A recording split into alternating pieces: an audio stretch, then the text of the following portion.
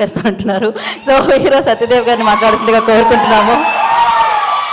మీ బాపు గురించి చెప్పేసి ఈ బాపు గురించి చెప్పండి, మీ ఫాదర్ గురించి చెప్పేసి ఈ బాపు గురించి చెప్పండి అంటున్నాం. దట్ బాండ్ అన్ని కలిపి చెప్తాను. అందరికీ నమస్కారం. నువ్వు జేబ్రా చూసావు ఫస్ట్? ఓకే, ఒకటి ఈ సినిమా హిట్ అవుతుందని నేను చాలా కాన్ఫిడెంట్గా నమ్ముతున్న దానికి ఒక 2-3 రీజన్స్ ఉన్నాయి. అందులో ఫస్ట్ రీజన్, 30 ఏళ్ళుగా ఎంతో కష్టపడి ఎవరికి కనిపించకుండా దాచుకున్న మన బ్రహ్మాజీ అన్న తెల్ల జుట్టు ఈ సినిమాలో కనిపించింది. సో ఖచ్చితంగా ఈ సినిమా ఆడుతుంది, అంత న్యాచురల్గా చేశాడు అన్న. మన పక్కింటి మనిషిలా ఉన్నాడు అని నేను చెప్పచ్చు, ఎందుకంటే నిజంగా నా పక్కింట్లోనే ఉంటాడు ఆయన. సో పక్కింటి మనిషిలాగే ఉన్నాడు సినిమాలో. అలాగే రెండో విషయం ఏంటంటే, నిజంగా ఈ సినిమాని తన షోల్డర్స్ పైన వేసుకొని ఎంత రీచ్ తీసుకెళ్ళాలి, ఎంత తను నమ్మేడన్న విషయం అర్థమైంది. ఈ సినిమాని అంతా ప్రమోట్ చేశాడు బ్రహ్మాజీ అన్న. థ్యాంక్ యూ, నువ్వెంత నమ్ముతున్నావు అర్థమైంది అన్న.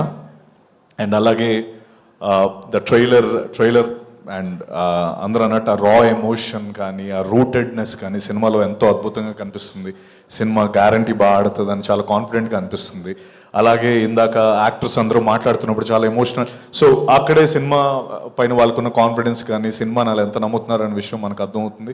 సో పేరున మణి, అభిత, ధాన్య బాలకృష్ణ గారు, శ్రీనివాస్ అవసరాల గారు, అలాగే సుధాకర్ రెడ్డి గారు, ప్రొడ్యూసర్ రాజ్ గారు, భానుప్రసాద్ గారు, మ్యూజిక్ డైరెక్టర్ ధ్రువ, మీ అందరికీ ఈ సినిమా ఒక మంచి క్యాన్వస్ వచ్చి ఇంకా ఎన్నో సినిమాలు చేయడానికి మీకు అవకాశం రావాలని మనస్ఫూర్తిగా కోరుకుంటున్నాను.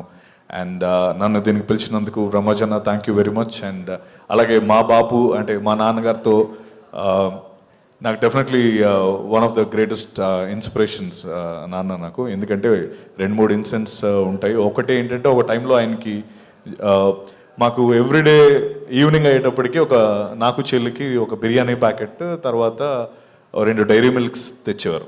అది మాకు ఒక ఆనవాయితీ అనమాట. ఒక తర్వాత నేను అరౌండ్ ఇంటర్మీడియట్ ఆ టైంలో నాకు తెలిసింది ఏంటంటే, మధ్యలో ఒక 2 years 1.5 year డాడీకి జాబ్ పోయింది. ఆ విషయం మాకు తెలియదు. సో మాకు మాత్రం ఎవ్రీడే ఆ బిర్యానీ అండ్ 2 డైరీ మిల్క్స్ వస్తూనే ఉండేవి. సో మాకు ఎప్పుడు ఆ పెయిన్ లేకుండా చూసుకున్నారు. అలాగే అట్ ద సేమ్ టైం నాకు ఆయన దగ్గర నుంచి నాకు అర్థమైన ఒక విషయం ఏంటంటే, ఫ్రీడమ్ అనేది ద మోస్ట్ ఇంపార్టెంట్ టూల్. నాకు ఆయన ఇచ్చిన ఒక లైఫ్ లెసన్ ఏంటంటే, అంత ఫ్రీడమ్ ఇచ్చేశారు నాకు.